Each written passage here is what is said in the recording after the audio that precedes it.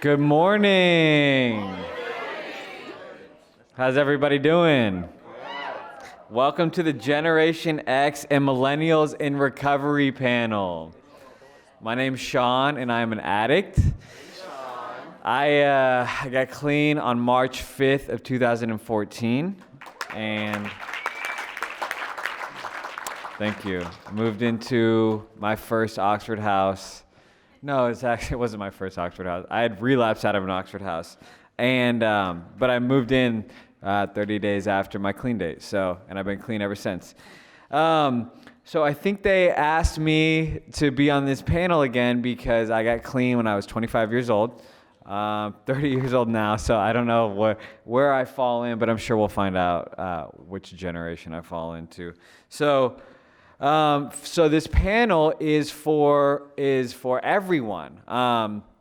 It's for people that are Generation X. We have somebody that's Generation X up here. We have Millennials up here, and it's also for people looking to learn more about how to relate to Millennials and Gen X in their houses. So I'm not going to talk a whole lot because I know these presenters have a lot of good stuff to say. So I will first start off by introducing a good friend of mine who we've been on this panel for a few years together now.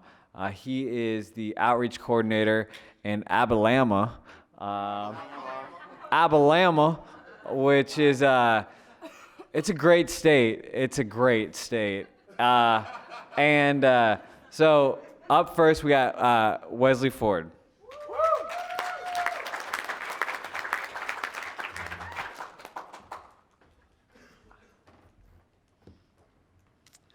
Okay, so my name is Wesley, and I'm an alcoholic. Hey, Wesley. My sobriety date is February the 14th of 2015. Yeah, thank you. So I got sober whenever I was 20 years old, moved into an Oxford house, spent my 21st birthday at a housing services meeting, all of that, the good stuff. So what I want to talk about is how I feel like the millennial generation has transformed the recovery world. We are not anonymous people. We post our entire lives on social media. So we have completely disbanded the anonymity part of the program for ourselves. I know for me, I post everything on social media. So I'm always like, hell yeah, 4.5 years sober today, just everything. So, every aspect of my life, especially when it comes to recovery, goes on Facebook. And with that, we have brought a lot of attention to the opioid epidemic that ravages through our generation. Whenever I was speaking to old timers, I'm always like, I got sober when I was 20, and they're like, oh, I wasn't even getting started until I was in my 20s. What was you doing? I'm like, yeah, but cocaine and marijuana from the 70s wasn't killing y'all like fentanyl is today. So I was fixing to die if I didn't get sober. And I think that it's a lot of people don't really understand how to take how open we are about our recovery, especially the generations that come before us, because people sometimes they feel embarrassed or they feel ashamed of being in recovery. But my thing is why should I be ashamed to not let anybody know that I don't drink? It's where we live in a society where telling somebody that I don't drink is something that should be kept on the DL, and I don't understand that.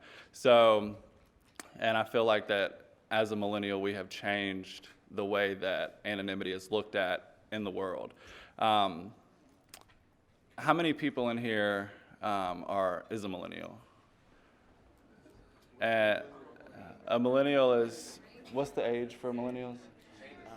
1980 to 1994 or 1995? Oh, look, right there. There you go. Yay! And over there. Yeah. Yeah, so how many millennials have someone that they know that has died from an opioid overdose? Yeah. So everybody that just raised your hands, really everybody in this room, but specifically the millennials who raised your hands, we are fucking miracles.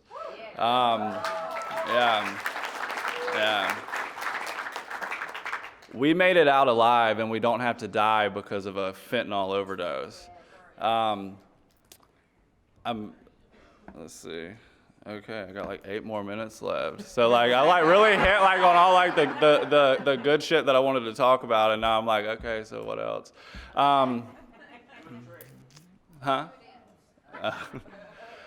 So whenever I moved into an Oxford house at 20 years old, I had no idea how to really do anything. I knew how to do drugs, and my mom literally took care of everything else for me.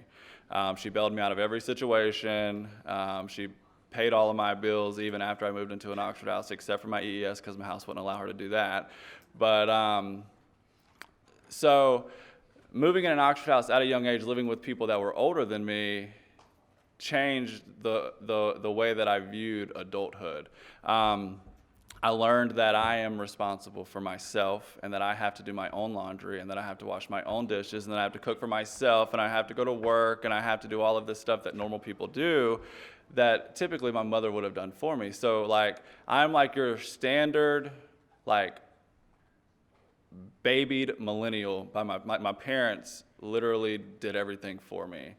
And moving into an Oxford house, it forced me to grow up and to be an adult. My 21st birthday I spent in an Oxford house, and this is a really cool story, so I'm going to tell you. So I just came off of newcomer contract, so like I hadn't stayed out any nights yet. I hadn't really stayed out past curfew yet. And I was laying in my bed waiting on the clock to strike midnight for me to turn 21. And in Louisiana, you can buy lottery tickets at 21. So I was like, okay, so when the clock strikes midnight, like I can go out past curfew because I'm not on contract anymore and go buy a lottery ticket. And then I was like, I'm probably going to buy like one of those little bitty shots of vodka for like $1.99. And just to buy something that I could never buy before. And I didn't have any intentions on drinking it or anything like that. And so I'm laying in my room, and I had been living in the house for like a month and a half, so I knew my roommates, but I wasn't like that close with my roommates yet. And the clock strikes midnight, and I hear this knock on my bedroom door, and I lived with this super country guy, and all I hear is, Willie! And I'm like, what the hell is going on in there? And so I open up my door, and they had like this birthday cake, and my entire house was in there on my 21st birthday. We stayed up till like 4 o'clock in the morning, and they just kicked it with me on my 21st birthday. Like, I didn't really tell them that I planned on going and buying lottery tickets or alcohol or anything like that, so they didn't know that. And it was totally a God thing, because if I would have went and bought that alcohol, I probably would have drank it, not just smelled it and threw it away like I had told myself I was going to do. Yeah. So I remember I got super angry at my house for putting me on my first behavior contract because my room was a mess and I didn't pay my EES on time. I paid it every week, but I always brought it the day after the house meeting. And they were like, look, we're tired of you doing this. It would be different if we knew you didn't have the money, but you go to work every day and you have the money. You're just irresponsible and not bringing it. And I'm like, how are y'all going to like do this to me right now? You know, like I'm literally paying y'all. I'm just giving it to you like 12 hours later than I would have given it to you. So I don't understand. And I was so upset about it. And finally, so they told me, they were like, look, we'll take you off of behavior contract if you pay your money order on time for 2 weeks and clean your fucking room. And I was like, that's my room though. I rent this room. Like this is my room. Why are y'all going in my room while I'm not home? Because y'all don't come in there when I'm home. So like, how do y'all even know what my room looks like? And so it was like this whole situation. But I'm grateful that they did that, because I learned how to be responsible and clean up after myself. And so I haven't been put on a behavior contract since like 2 months in Oxford house for having a dirty room. And my room isn't dirty. I do my dishes. Yeah, so like I do my dishes yeah. It's pretty cool. And I wouldn't, and it's the little things that, I'm not saying that just because I'm a millennial that I didn't know how to do, but that my mother always took care of me. and she always did. And it's the little things like that that I didn't know I was supposed to do until I moved into an Oxford house. So I'm grateful to be a millennial. I'm grateful to be 25 years old with almost 5 years sober. And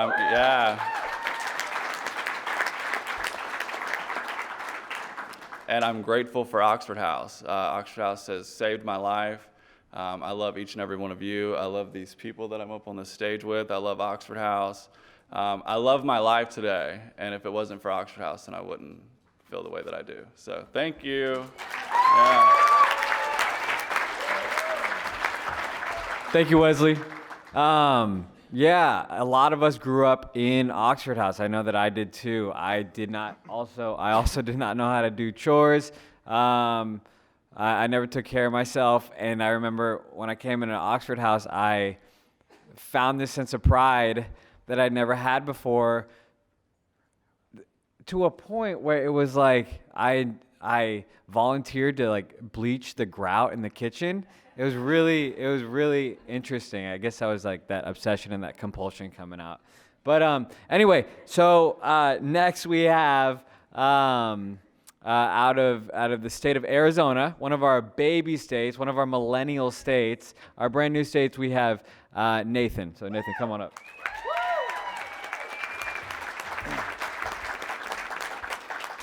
All right, guys. So my name is Nathan Truitt. I'm a person in long-term recovery, and what that means for me is I haven't had the desire or need to use a drink or drug since September 30th of 2017.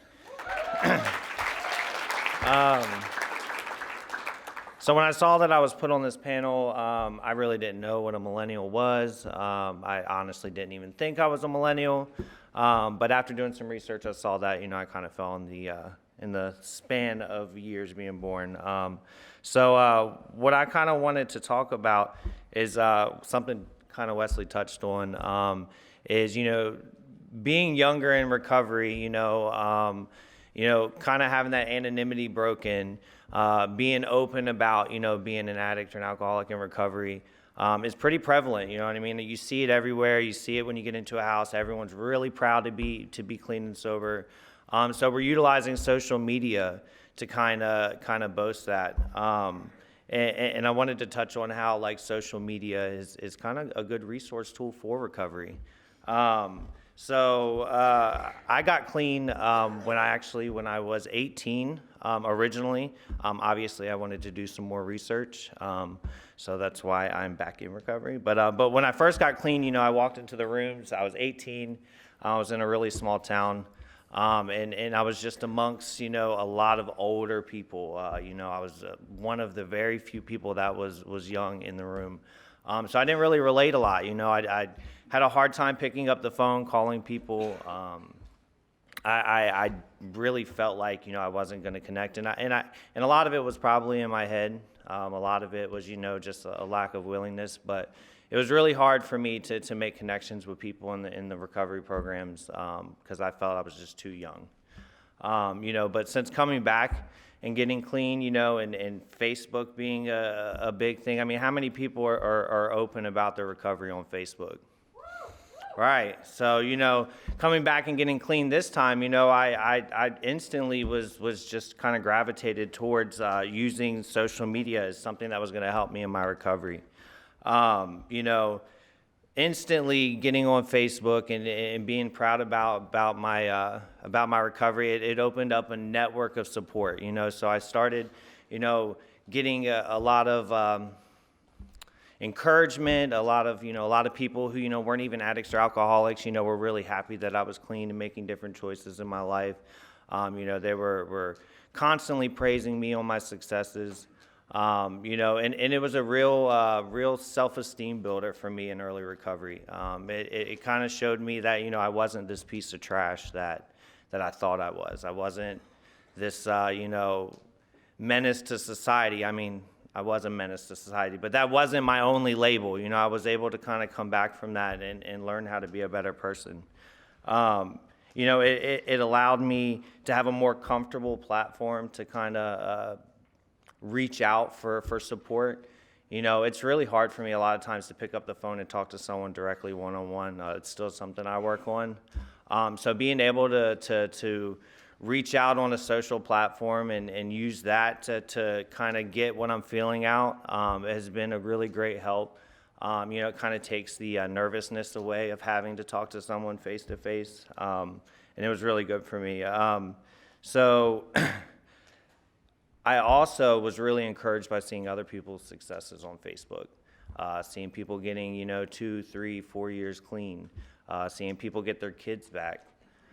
Seeing people, move into an Oxford house and knowing they had been in there, but then seeing them move on and being able to get their own place.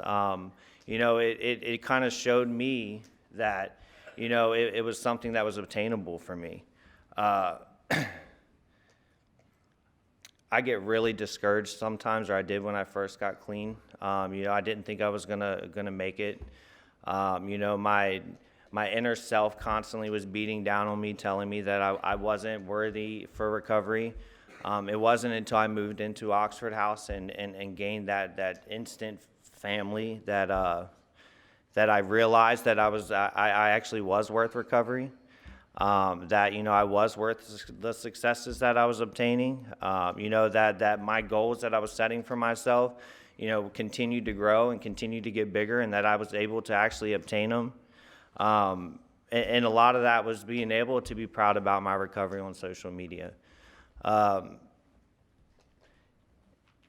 It's a little bit easier I got clean when I was 30. It was a little bit easier coming to the rooms of the 12-step rooms and connecting with people. I felt like I kind of was in the middle. I was able to connect with some of the older heads. And not feel that age gap was going to be such an issue. And then I was also to be able to connect with a lot of people younger than me too. And I think times kind of have changed. Being a millennial is a good era to get clean. I mean, there's just so many resources for us out there. We're able to move into a house and kind of connect with all of our housemates. I've lived in quite a few houses. The age ranges were kind of different, and I've never had an issue being able to relate and learn from the people in my house based on their age group. Also, being able to utilize social media in recovery, utilizing it for Oxford House's benefit. I've been able to utilize social media to help with fundraising. Help with promoting new houses, help with getting the message out to people, help with communicating with the recovery community to let them know we were out there. So being able to utilize social media has been a great asset to my recovery. As you can tell, I'm nervous. I'm not a big public speaker, and if I had a choice, I don't know if I would have came up here. But it was kind of voluntold. So yeah, it's been really great getting clean within Oxford House. I don't think I could have done it without Oxford House. I feel like that was the missing part of my recovery story. Oxford House opened up so many doors for me. I'm blessed to be able to work for Oxford House and kind of replicate the model to new people. It's really awesome to be in a new state where there is no Oxford Houses and kind of build that up from the ground. I really feel like that's a true blessing. One thing I was told to kind of mention, if you are utilizing social media for Oxford House, remember motions are not to be made through group chat. Do them face to face. That way we can keep the democratic process intact. But yeah, it's great being younger in recovery. I feel like I have my whole life ahead of me, and I'm definitely grateful to be able to speak for you guys. Thank you. Thank you, Nathan. So next, we actually have a Gen X in the room. Yeah. She actually turned 20 years old yesterday.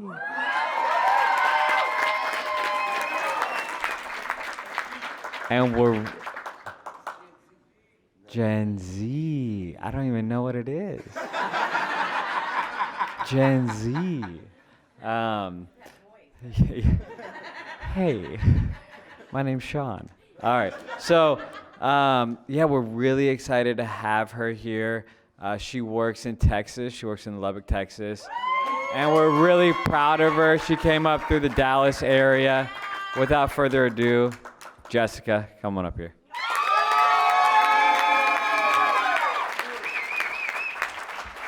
All right, I'm super nervous. I've never spoken in front of this many people before, so bear with me if I stumble over some words. I'm Jessica. I'm outreach in Lubbock, Texas. I got hired on when I was 19, and I turned 20 yesterday.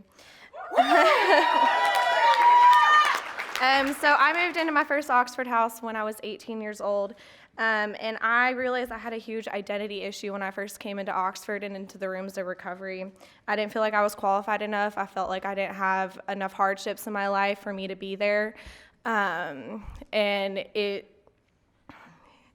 had people tell me like I wasn't a real addict. You know, they were like, I remember being in the rooms, they were like, oh, you know, you haven't been through enough, you're only 18, you're not a real addict, and like that was hard for me. I had to kind of find my place, and I just dove into these suggestions that people gave me. You know, I surrounded myself with people that I could find that were around my age, and I just kind of realized, like, you know, my story can help anyone. Like, it doesn't matter how old you are, there's someone in this room who can take something back from my story. There's so many addicts all around the world. Someone has to have gone through something that I did. So I dove into these suggestions that my chapter officers gave me and that my outreach workers gave me, and I got involved.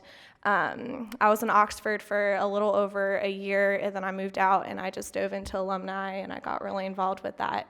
And then I got hired on as an outreach worker. And so a lot of my identity stuff came through my lack of self-confidence, not thinking that, you know, thinking I don't know everything and thinking that I had to go into this job knowing everything, and that's not true. Like, we're not trained for this, as my boss always says.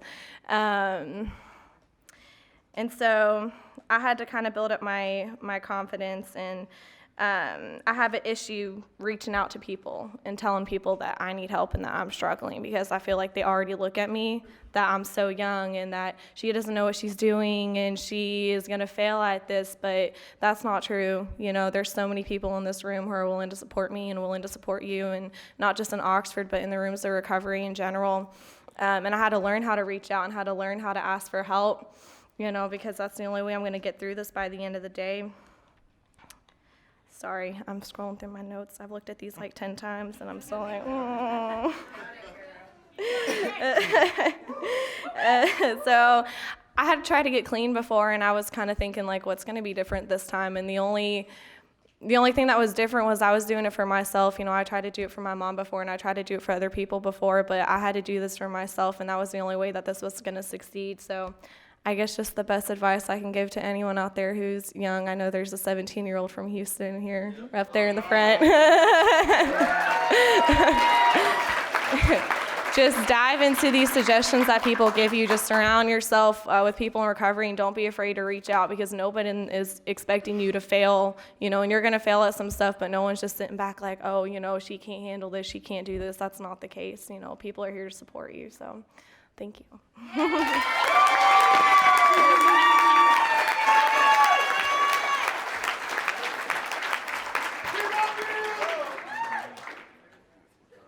Thank you, Jessica.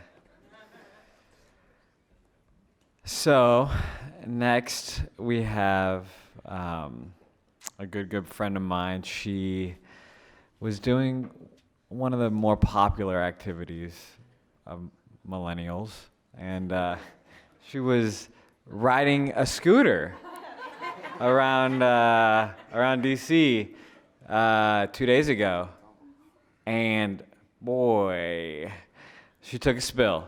So she went to the hospital, got a boot, and was like, Sean, you better still get me up there. And I was like, Pamela, I got you. Pamela, come on up here.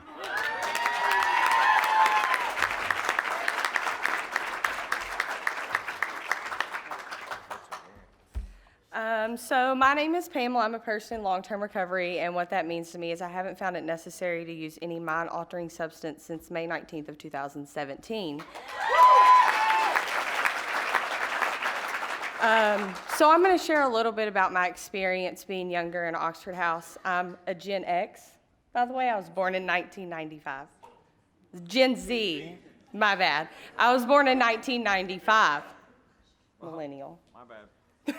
So I originally had interviewed at an Oxford house from treatment, and I had filled out a piece of paper and I turned it in and they didn't get back with me. So I thought because I had short amount of sobriety that they didn't want to tell me no and have me discouraged.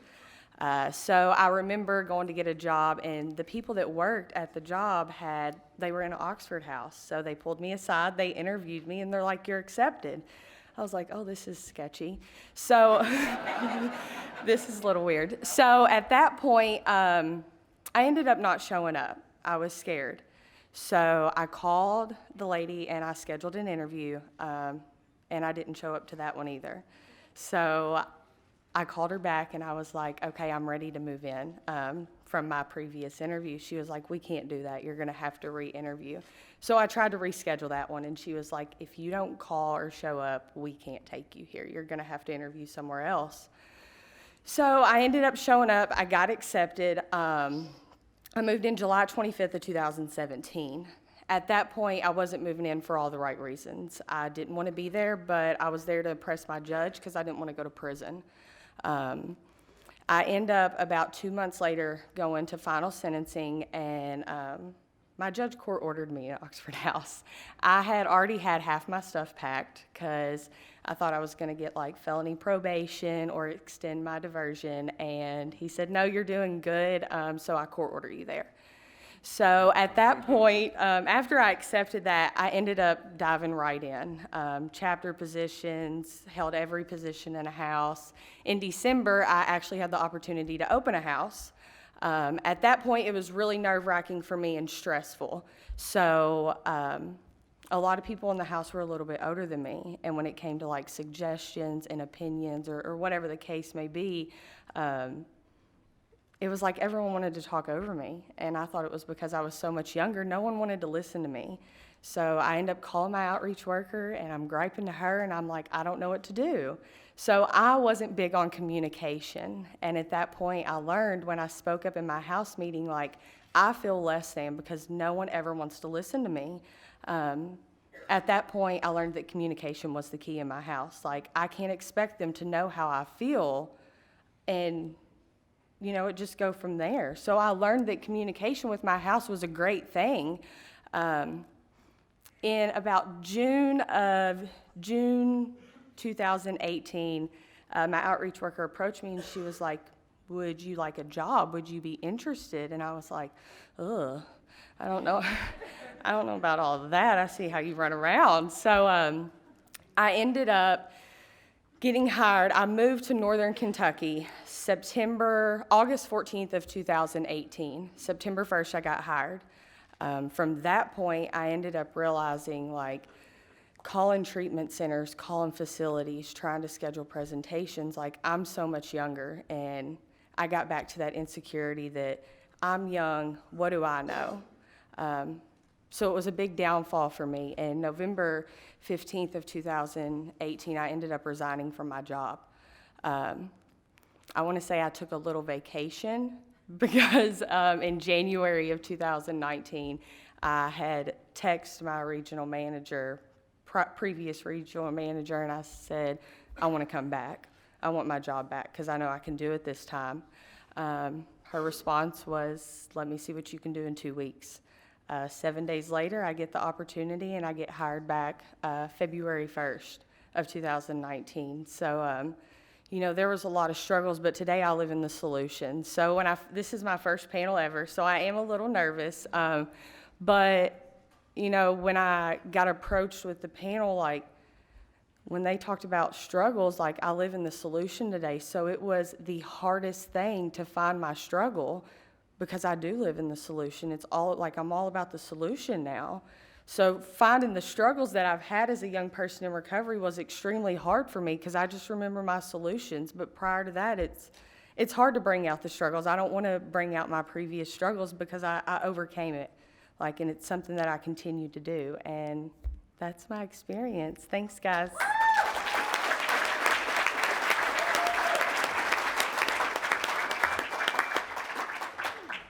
Thank you, Pamela.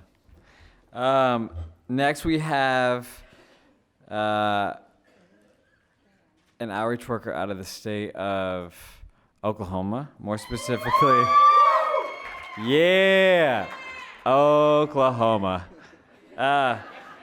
Specifically Northeast Oklahoma. Yeah, he deserves every bit of applause. I watch this guy work in the state next to me, and it's really impressive. He served a term as chapter chair and a term as the state association chairman, and is now, like I said, outreach in Northeast Oklahoma. Without any further ado, Brent Erickson.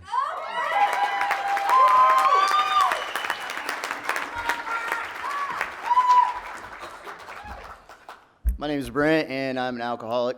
My sobriety date is April 29th, 2015.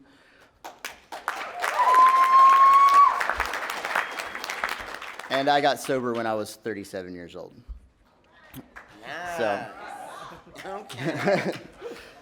All right, so something I want to talk about is houses that get generational blinders. That word or phrase, not a right fit. If you're young, you're interviewing here, you need to go over here. There's a lot of youngsters there, things like that. First off, to me, that's a violation of Tradition 1. To provide provisional housing support for that if an alcoholic wants to stop and stay stop.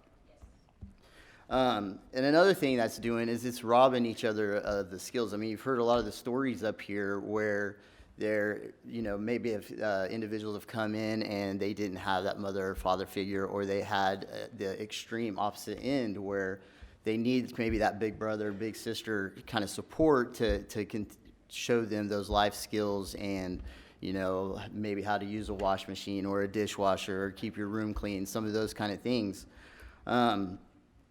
And on the other end, you've heard a lot about like technology and stuff. Me, for one, you can't hand me any device and I'm going to know exactly how to run it. But if you go to the younger generations, they're tech native. Like they can take anything and run with it.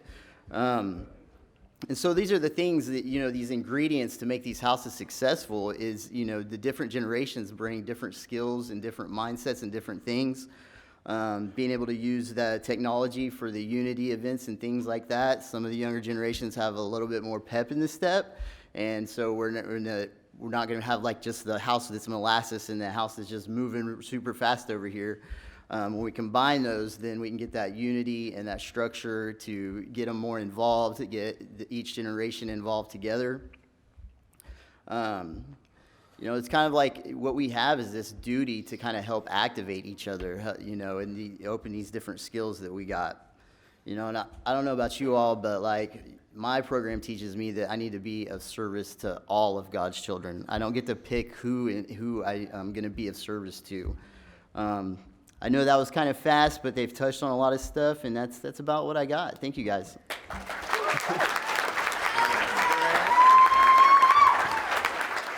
Hell yeah. Thanks, Brent. Appreciate it, man.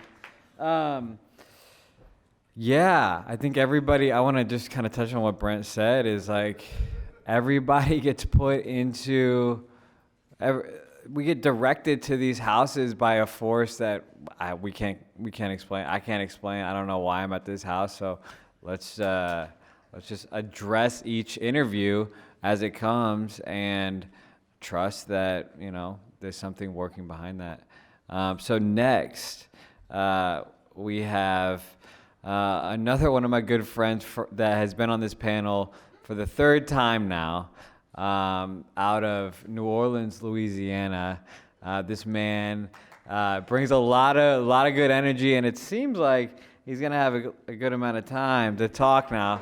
So, which I think it fits. So, without any further ado, Jeremy.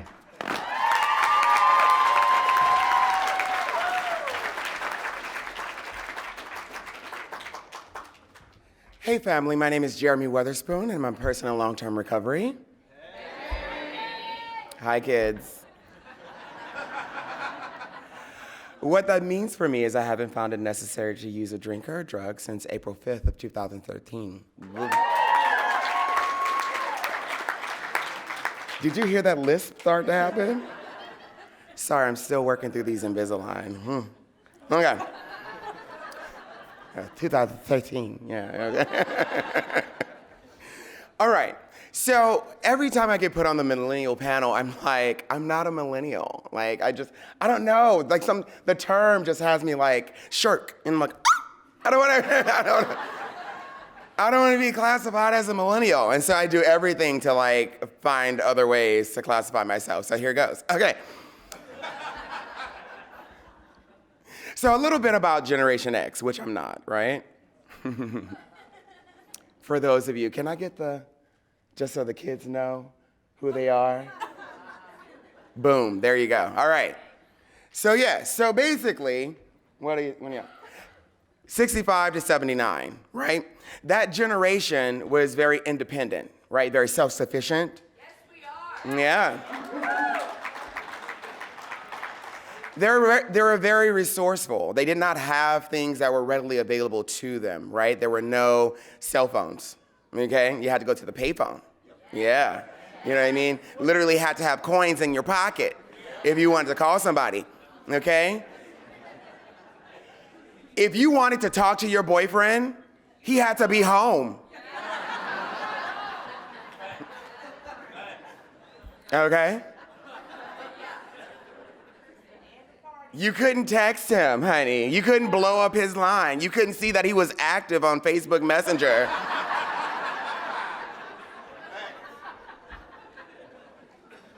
That's where stalking originated, okay? Let me tell you. Because your other half knew your schedule, okay? Oh, he was at work, okay?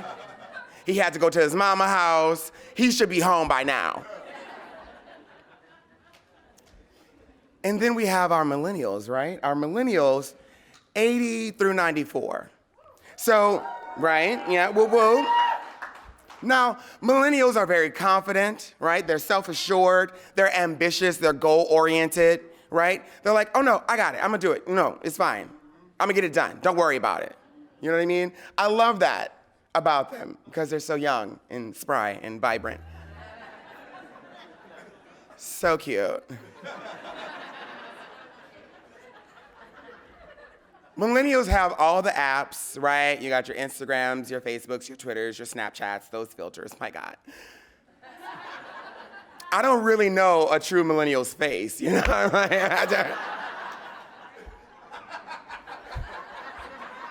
They could be a rabbit, a dog, like it doesn't, you know, who are these kids, you know what I mean?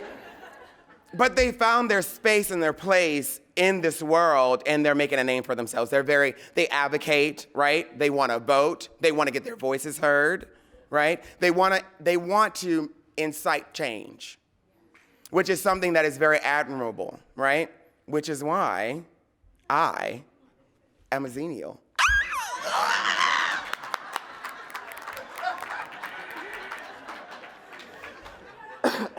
Snaps for me. Yeah, snap. Yeah. Ow. Yes. Xennials are that in-between generation, right? It's 75 to 85. I was born in 84. And so they have, right? Hello? They have aspects of both generations. Because I remember AOL, okay? I remember dial-up modem. I remember all of that. Those AOL chat rooms, yes, God, okay, yes. It was everything, you know what I mean? Okay, and then if somebody called, you got kicked off, you was pissed, yes.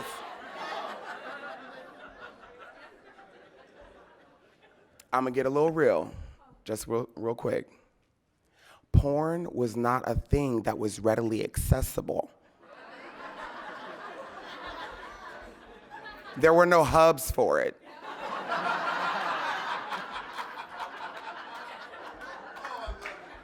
I mean, you had to search, okay? So a millennial will never know the struggle, you know what I'm saying? Yes, and it was, oh my God, you had to pay for it, my God, it was.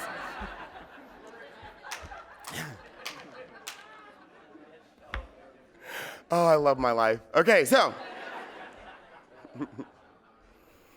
But again, as a Xenial, and now I love computers. In school, they taught a computer class, right? But you had that big old computer screen, you know what I mean?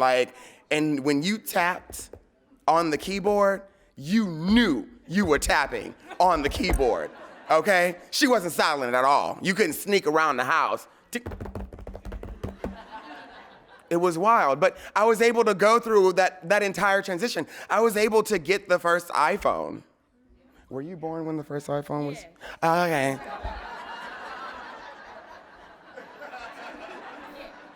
I wasn't being shady, I was just asking. But I remember my phone was the Motorola flip phone, okay? Okay, all right, y'all know. Okay? Baby, when I had that flip phone, I thought I was, everything, You pull it out of your pocket. You will never know how it feels to be mad at somebody and curse them out and snap that phone down.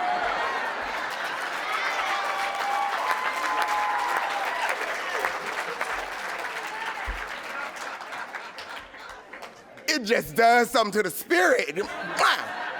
I'm done. It's great.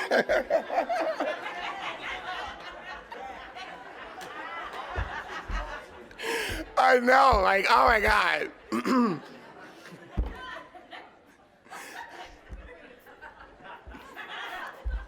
All right, okay. We gotta get it together. Okay, stop.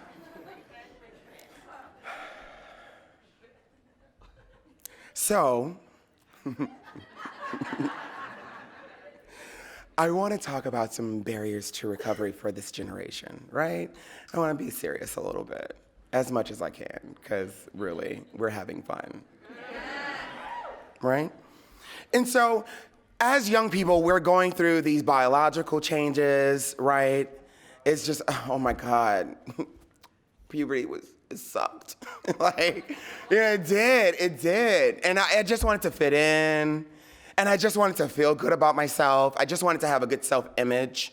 You know what I mean?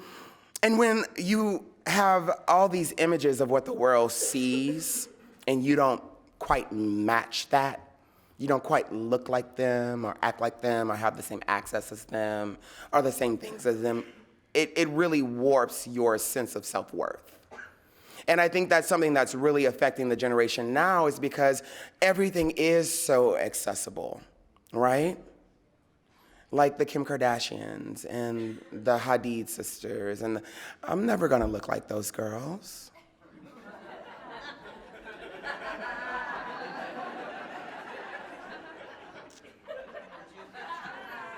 I know, it's called an unrealistic expectation. Anybody else? No? Okay. But when I'm looking at them and how much praise they're getting, I was really trying to come up with a guy, and I really can't. Channing, no. Okay, never mind. So when I'm looking at them and seeing how they're being responded to because of the way that they look or the wealth that they have, which also started by porn,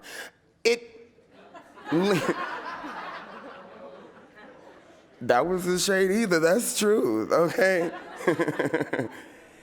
It doesn't allow for me to really understand who I am until I actually go through experiences, right? I feel like we are very inexperienced, especially me. When I went to my first treatment center, I was 26, maybe, 27. And when I got there, I was so upset because they were telling me that I should stop drinking and drugging. Right? These people that were in their 40s and 50s and 60s were telling me after they had smoked crack and done all the things for 20 and 30 years, oh, but no, now I can't do that. You know what I mean? How dare you tell me what I'm going, Just indignant. You know what I mean? Because I'm one of those people that I need to go through it. I need to go through my own trial and tribulation so that I can come out on the other side, because that's going to give me the experience that I need to move forward, right? It's also difficult when we're going through these social cues and these milestones, and I think it was touched on before, turning 21, right? I didn't start drinking until I was 21. Wild, right? I thought I was going to be a good boy. I had been told I should be most of my life. And so I saw how alcohol had ravaged my family and the things that had transpired in my family because of drinking and drugging. And I was like, I'm not gonna be like them. And so I waited until I was 21. But I don't know how to quit. I don't know how to stop. I don't know how to temper my drinking. And so I was balls to the wall from the beginning. You know what I mean? Because I had to be the best at it. That's when that drive comes in, right? I gotta be the best addict, right? When I started, I had a kit. Anybody else? I had a kit, I did my research. I said, I'm not gonna be like them, okay? I did my research, I had my kit, I had all my things in my kit, I had my little backpack. I would get to a place where I'm about to start doing what I'm doing, I lay it all out.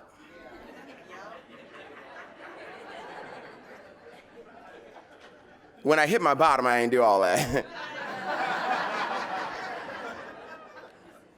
I thought about it. I was like, where's my kid?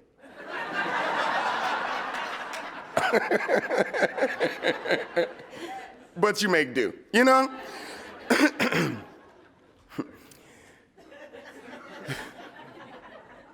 And we go through this thing called peer pressure, right?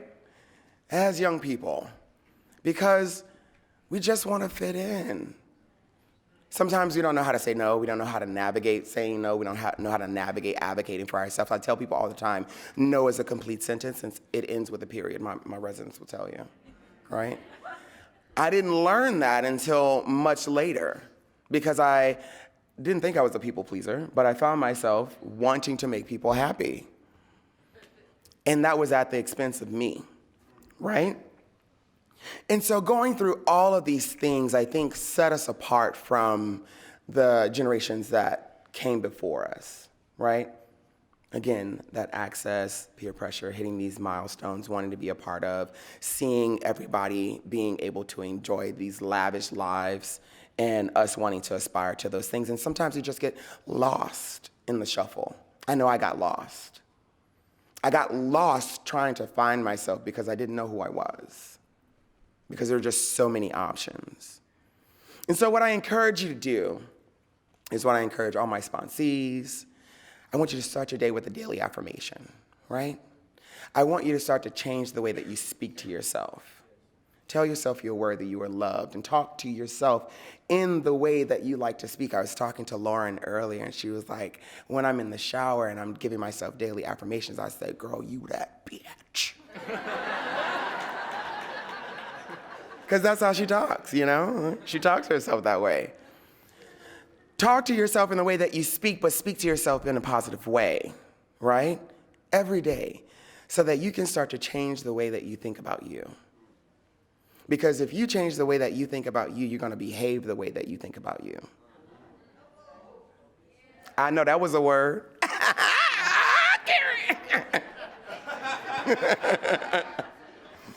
Right? And once we change our behaviors, especially when we become very active in our recovery, because I tell people all the time, there's a difference between sobriety and recovery, okay? Catch it. Sobriety is inaction, right? I'm not drinking. I'm not drugging. I'm being inactive, right? Recovery is about action. What am I doing since I'm not drinking and not drugging? What type of quality of life am I gaining from doing the work?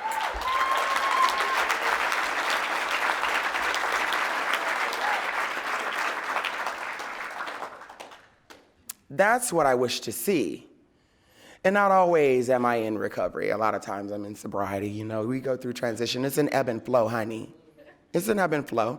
Don't beat yourself up, though, because you're human and we're flawed. And that's how we were designed. But we have a way to work through that. We have a program. We have step work. We have sponsors and people in our network that we can trust to see us in the movie that we're in and call out our indiscretions and assist us through those things so that we can get on to the other side. And I think that's what we as millennials excel at being a part of and calling people out. I think in treatment they call it a pull-up. For me, that's a diaper. But I'm gonna pull you up. I'm gonna let you know that you've fallen down. That's the whole thing. I'm gonna pull you up. So I can be there as a hand up and not a hand out. And so I just wanna say that I'm really excited again to be on this panel, to be talking to my young people, to be experiencing this again, because every time I come to a convention, this is my 7th one, I gain a new experience in Oxford House. I vowed once I started being serious about my recovery and serious about Oxford House that I would never leave. You guys are my family. You were there for me when my family, my literal relatives, were not. So why would I ever bite the hand who fed me? So next year you're gonna see me too, okay? Be prepared, put it on your schedule. And I'll see you guys in Seattle. Thank you so much.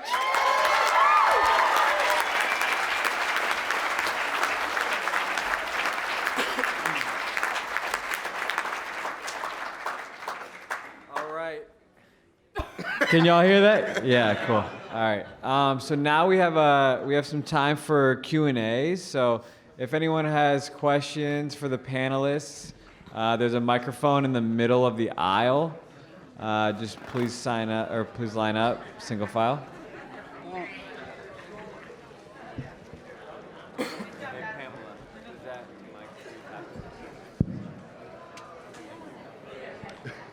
I'm not finna ask nothing crazy.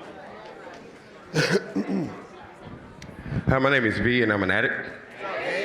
So I just wanted to ask a question. I know you guys touched on it briefly as far as like houses that have different generations living in the houses, and I think the guy from Alabama touched on it briefly. You know how like we try to hold them accountable, and then there are generations that bump heads, and there's one is taking offense to the other one, and the other one doesn't agree with it. What do you think are some of the hurdles and some of the solutions to those type of problems?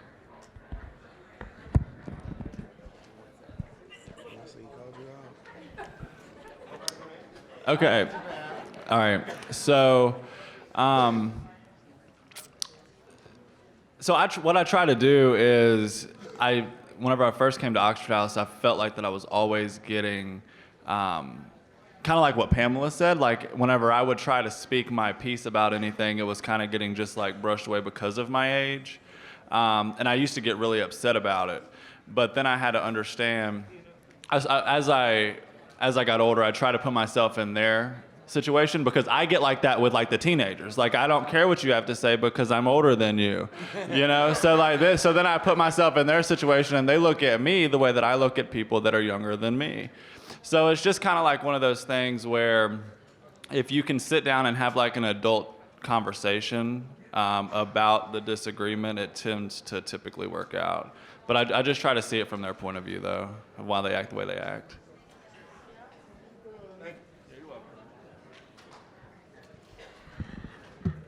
I was just wondering, is there anything that somebody my age, I'm 40, so that would be, I guess, Generation X.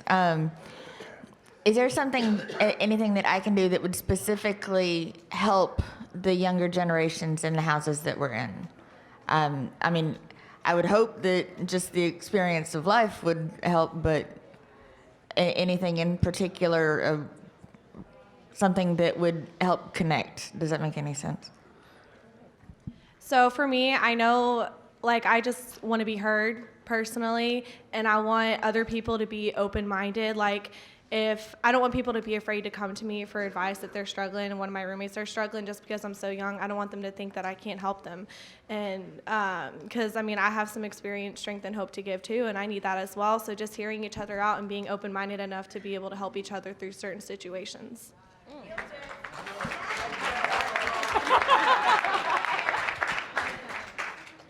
I have a question of how do you bring a house full of different generations together during unity? Because you've got two who want to go and do laser tag or Nerf wars, and then you got a 64-year-old woman who is afraid to roll on the floor. You know? What I would say is in everything that we do, especially in recovery, we need to find a commonality, right? When I walked into my first AA meeting, I noticed all the differences, right? I'm black, and gay, and young. Like but I wanted to be different. Like I needed to be unique. You know what I mean? Wild. But what I determined later is that we are more similar than we are different. That's why we're all here, right? Like if we look for the things that we can enjoy together, and there is something that everybody in the house can enjoy, whether that's going out to eat, right? Or just going to watch a game, or hosting a football party, or what, like we just need to think outside the box. Sometimes we get sober and we're like, oh my God, I don't know what to do, I'm not smart anymore. No, we are very creative people. I did not know you could smoke meth out of a light bulb. One of us thought of that. Okay? And so use your creativity. Use your creativity to create something that's going to be beneficial for the entire population. All right, thank you. All right. Okay. Hey everybody, my name is Dave. I am a person in long-term recovery since January 16, 2015. But that's not my first sobriety date. My first sobriety date is in November 1985. I am officially an old fart. I'm a baby boomer. You know, and I wanted to make a comment, and thank you so much for sharing y'all's perspective, because this is important for me. Because I have had to work through so many stigmas, so many things that weren't around when I was growing up, when I was really using, okay? And so I have to make that bridge too. You know, so it's a two-way street, and we're all pulling together. You know, I mean, I wrote down things I've had to work through: tats, studs, reentry, HIV, MAT, Gen X, IVs, LGBT. All those weren't around. So I've had to work through those stigmas from my perspective. So what is the importance of y'all working through y'all's stigmas? I'll leave it open there. Thank you so much for letting me share. Thank y'all so much. Thanks, David. My name is Myron. I am an alcoholic, cross-addictive personality. Myron, hold on one second, baby. He had a question, so we're just trying to decide who's gonna. But stay. We want you. We want to hear from you. So I want to repeat the question. So you've gone through a lot of stigmas in your own personal journey, and you're curious what a millennial's experience is and the importance of going through their own personal stigmas or generational stigmas. Well, while the ladies are over there discussing, I don't think I have stigmas. I like old men. You know what I mean? So like, no, but seriously, my grandmother. Not David, that's my resident, stop. My grandmother always told me that I had an old spirit. She said, you look like you've been here before. Not, you know what that means, Courtney, yeah. Okay? And so for me, I never really think of older individuals as older, right? I sometimes you can be like, okay, they're incompetent or they're stuck in their ways. Okay, they're stuck in their ways, right? They're ornery, right? They don't want to change. You can't, show an old dog new tricks. Like those are some of the things that like would go through my mind if I thought that way. I've heard those things before, and they're not true. Old dogs do very well with new tricks. We just have to exercise patience, and I think that's another part of recovery, like being patient with somebody else's process. And they may not get it the way that you get it, and they may not be able to text the group text message the way that you text the group text message. Anybody else with that? They're like, why is it still just coming to me? I don't know. But ladies over there, you have anything? Okay, so I guess just like for me, it's kind of that stigma of being so young, and it's all about that self-confidence that I have in myself. And I think that can work for any stigma that you have. Like, you know who you are and you know your worth, and it's all about that self-worth that you see in yourself. And I mean, y'all got jokes about my age. All y'all got jokes. I'm looking at all you Dallas people right here. But at the end of the day, I know like it's out of love, and y'all don't mean any of it. I kind of brush it off, but out in society, that stigma of being so young, it's just your self-confidence and knowing your self-worth and who you are as a person, Myron? Yes, that is not really a question I started out. I'm from Raleigh, North Carolina. I haven't stuck a needle in my arm since 1978. Okay, long track record. What I get, I come here, and what I got from this seminar, that I took the choice to take the time to come here to learn more about every generation, is acceptance. I'm a little bit older, I'm a little bit slower, but at some things I'm a little bit faster. So I accept the fact that the millenniums and the Zers are there, okay?